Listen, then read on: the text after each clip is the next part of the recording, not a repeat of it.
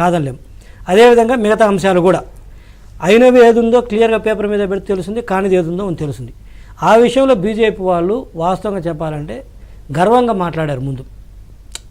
దాంతో చేయని దానికి కొన్ని కుదురుతాయి, నేనేమంటే కొన్ని కుదురుతాయి కొన్ని కుదరవు. ఎట్లయితే రాజకీయ పార్టీలు హామీలు ఇచ్చి అధికారంలోకి వచ్చిన తర్వాత ఏ రాజకీయ పార్టీకి హామీలు నిలబెట్టుకోకూడదని ఉద్దేశం ఉండదు. కాకపోతే ప్రాక్టికల్గా వచ్చే సందర్భంలో కొన్ని కుదరవు, కొంత చేతకాంతనం ఉండదు. ఇప్పుడు జగన్మోహన్ రెడ్డి గారు అంటే ఆయన హామీలు ఏదో 99% అని చెప్తున్నాడు, కానీ పచ్చబద్ధం ఏంటంటే 99% చేయలేదు. అది ఆయనకు ఏదో మంచి మనసు ఉండి చేయలేక కుదరక కాదు, ఆయన చేతకాంతనంతో చేయలేకపోయాడు. అది సరే, అదొక సబ్జెక్టు. ఈ విధంగా బీజేపీ కూడా కేంద్రం నుంచి రావాల్సినవి చాలా విభజన చట్టం ప్రకారంలో ఇవ్వాల్సినవి కొన్ని ఇచ్చారు, కొన్ని ఇవ్వలేదు.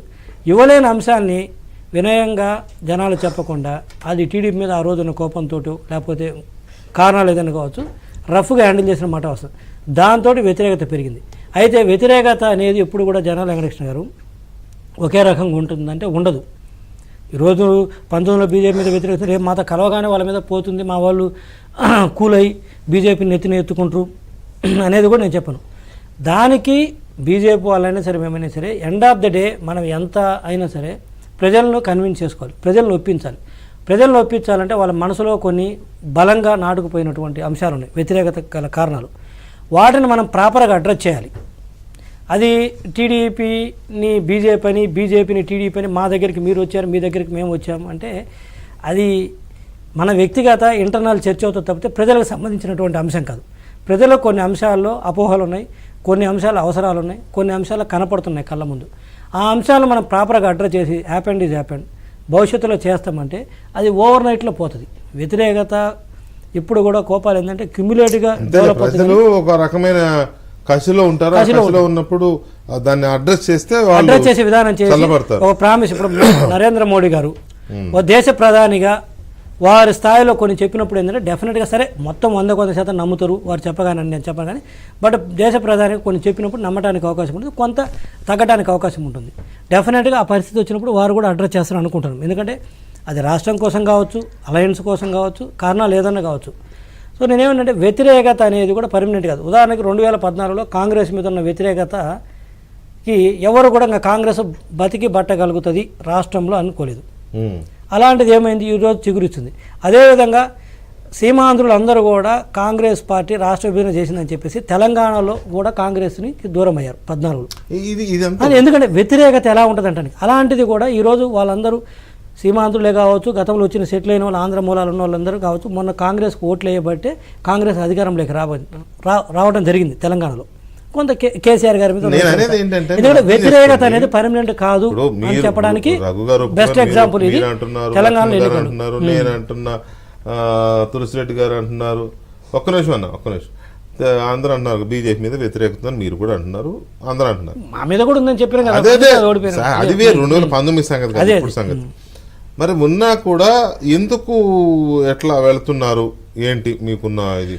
అంటే ఇప్పుడు ప్రజలు కాస్త చల్లబడే విధంగా ఆ వ్యతిరేకత తగ్గించుకునే విధంగా ఉన్న ప్రకటనలు చేయించగలమన్నా, లేకపోతే ఏంటి మీకున్నది? ఒకటే వెంకటేశ్వర, పొత్తు పెట్టుకున్న తర్వాత అది పెద్దల స్థాయిలో డెఫినెట్గా ఒకవేళ జరిగితే అది పెద్దల స్థాయిలో వాళ్ళని చల్లబరచడం కోసం ఏదో మాయమాటలు చెప్పడం కాదు, వాస్తవంగా కూడా చేసేటట్టు ఉండాలి. అపియర్స్ టు బీ గుడ్ అనే కాదు, వాస్తవం కూడా జరిగేటట్టు ఉండాలి. అది చెప్పే మాటలు వాస్తవంగా జరుగుతాయా జరగవా, మనల్ని ఓట్ల కోసం మోసం చెప్తున్నారా, నిజంగా చేస్తారని చెప్పేసి చేస్తారా చేయరనేది చెప్పే మాటలను బట్టి మీరు నేను చెప్పలేదు, ప్రజలు డెఫినెట్గా అర్థం చేసుకుంటారు. ఎందుకంటే ఆ చెప్పే దాంట్లో ఉన్న తీవ్రతను బట్టి ఎంతవరకు పాజిబిలిటీస్ ఉన్నాయా లేవని చెప్పేదాన్ని బట్టి డెఫినెట్గా అర్థం చేసుకుంటారు. అది రేపు కాబట్టి తెలుగుని చెప్తారు, దాంట్లో ఎంతవరకు నమ్మాలా లేదనేది అర్థమవుతుంది. సో డెఫినెట్గా చెప్పే దాంట్లో నిజాయితీ ఉండి అవకాశం ఉంది అనుకుంటే నమ్ముతారు. లేదంటే మాత్రం మేము పొత్తు పెట్టుకున్నాం కాబట్టి నమ్మాలంటే నమ్మరు. సో ఆ విధంగా అడుగులు ఉంటాయి నేను అనుకుంటున్నాను. రెండోది వచ్చేసరికి బీజేపీలో నాకు వ్యక్తిగత రకంగా నాకు తెలుసు కాబట్టి వ్యక్తిగతంగా ఎలా ఉంటుంది, మీడియా పరంగా టీడీపీకి వ్యతిరేకంగా మాట్లాడతారని నేను చెప్పను. కానీ బట్ బీజేపీకి ఏదో అన్యాయం జరిగిపోయింది, అది టీడీపీ వల్ల జరిగిపోయిందని ఇప్పటికి మనసులో పెట్టుకొని కొంతమంది ఉన్నారు. కొంతమంది ఉన్నారు. సో నేనేమంటే ఎప్పుడు కూడా ఏ పార్టీకి ఒక జాతీయ పార్టీకి టీడీపీ అన్యాయం చేసిందంటే దాన్ని మీరు నమ్ముతారా? ఎప్పుడు మీరే చెప్తారు కదా, బీజేపీ చాలా స్ట్రాంగ్ పార్టీ, ప్రపంచంలోనే పెద్ద పార్టీ, మమ్మల్ని ఎవడు ఏం చేయలేడు అంటాడు. మరి అంత పెద్ద పార్టీని ఒక చిన్న పార్టీ, ఒక ప్రాంతీయ పార్టీ మీ దృష్టిలో అన్యాయం చేసి దాన్ని స్మాష్ చేసి ఇంత స్థాయిలో తొక్కగలుగుతుందని మీరు అనుకుంటారా?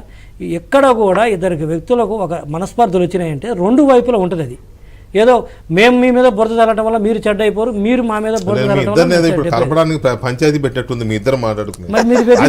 అట్లా కాదు కదా. పొత్తుకు సంబంధించి చంద్రబాబు నాయుడు గారికి ఒక కట్టెను దించుతూ ఆయన పిలిచారు కదా. పిలిచినప్పుడు ఎలాంటి చర్చ జరుగుతుంది పార్టీల్లో అనేది నేను అంటున్నా. నువ్వు ఆయన బతిమాలుతున్నావు, ఆయన నీకేదో నచ్చజెప్పి ప్రజల దృష్టిలో చెప్తాను. ఇక్కడ మేము బతిలాటలేదు జరుగుతున్న సంగతి ఏంటంటే, ఇప్పుడు రేపు మేము కలిసినా కూడా నేనేం చెప్తున్నంటే, ప్రజల కింద చెప్పాను, మాయ మాటలు చెప్తే వాళ్ళు అర్థం చేసుకోలేని పరిస్థితులు ఉండరు, చెప్పేది జెన్యూన్గా ఉండాలి, చెప్పిన తర్వాత ప్రజలు అర్థం చేసుకుంటారు అంటున్నది. ఎల్లకేళ్ళ దాకా అక్కర్లేదు, ముందే అర్థం చేసుకుంటారు. సో దాన్ని బట్టి మీరన్న వ్యతిరేకతలు ఏ స్థాయిలో ఉంటాయి, తగ్గుతాయో లేదనేది చెప్పాము, దాని మీద ఆధారపడి ఉంటుంది. అది